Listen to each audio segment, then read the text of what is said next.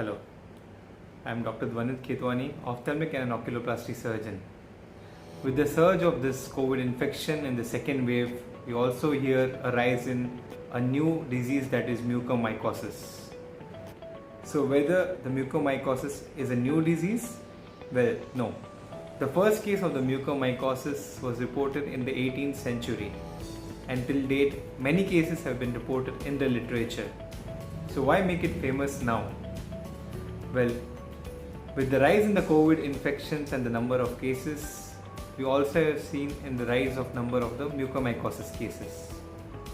Well, it is postulated that the rise of the mucormycosis cases is due to the immunosuppression that is caused by the treatment of the coronavirus. We don't have a specific treatment of coronavirus, so we try a cocktail of drugs to counter the cytokine storm which is caused by the coronavirus, which ultimately leads to the immunosuppression. The mucormycosis is caused by a class of fungus that is Zygomycetes, out of which the Rhizopus is the most common, followed by the mucus species, followed by the Rhizomucus species. The mucormycosis commonly involves the nasal cavity, the paranasal sinuses, orbit, and finally the central nervous system. The incidence of the mucormycosis is around 1.7 per million according to the US based study, whereas in India it is around 14 in 1 lakh population. That is very high compared to the global scenario.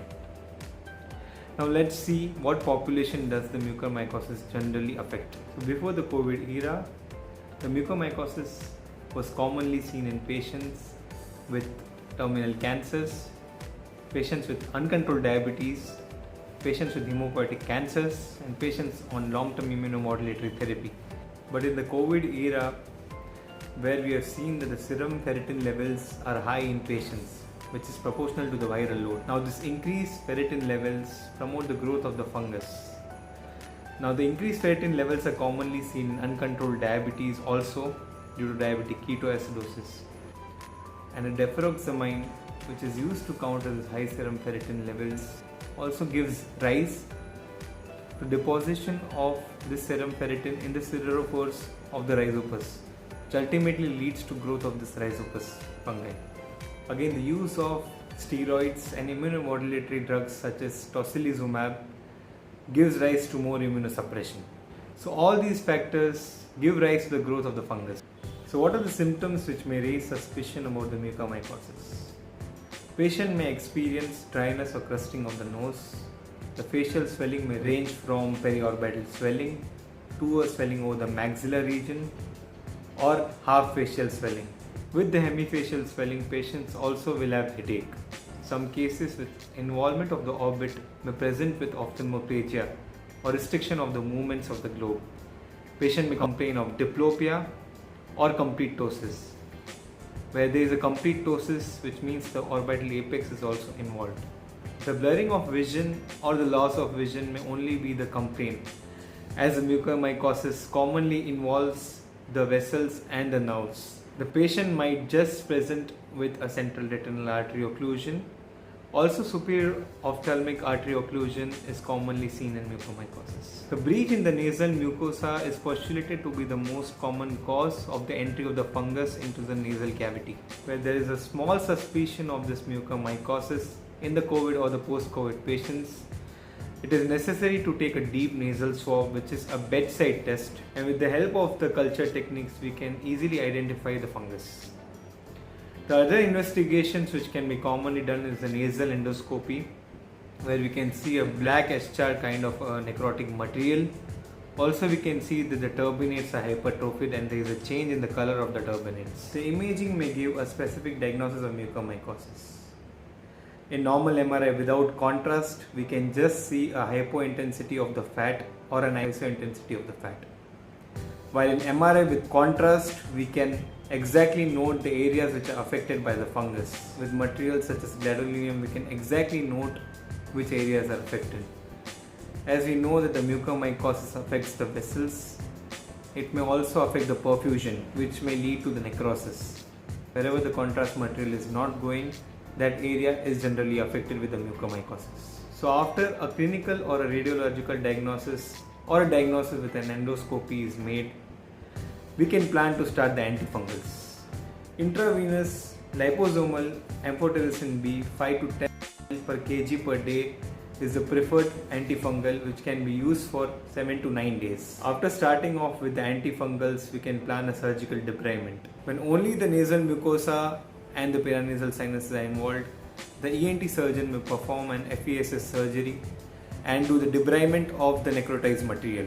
In cases of predominant orbital involvement where there is no cavernous sinus involvement, an exentration may be done. In mild cases, retrobulbar amphotericin B injection can also be tried, which has led to decrease in inflammation in many cases. So what is the use of this debridement? Actually, after the debridement, all the necrotic material is cleared and the tissue is more susceptible to this IV antifungal treatment.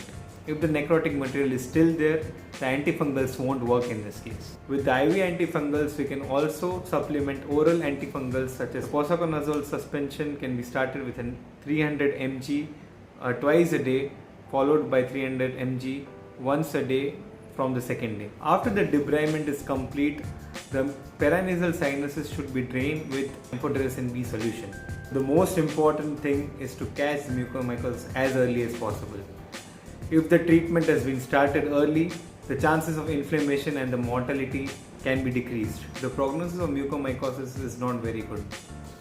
There are mortality rates ranging up to 80% in patients who are not treated. The survival rates comparing the duration of the lag time between the presentation and the treatment also varies. 3 to 9 days lag time, the survival rates are around 60%, while in the patients with 10 to 44 days, the survival rates decrease up to 44%. Well, the good side of it is with the treatment with amphotericin B and the surgical treatment, the better outcomes have been observed. While with just amphotericin B and surgical treatment alone, the survival rates have been seen up till 60%, while when both of them are used, the survival rates have been seen up till 70%. Mucormycosis is an aggressive fungal disease. It is emphasized that the early diagnosis and a strict sugar control is necessary to counter the mucormycosis. The sugar control should be below 150 mg per dl postprandial. It is also recommended that the oxygen tubing of the cylinders is regularly changed. Methylene blue is an upcoming supportive therapy for mucormycosis, and many physicians have tried to mix the methylene blue with the oxygen to help counter the mucormycosis.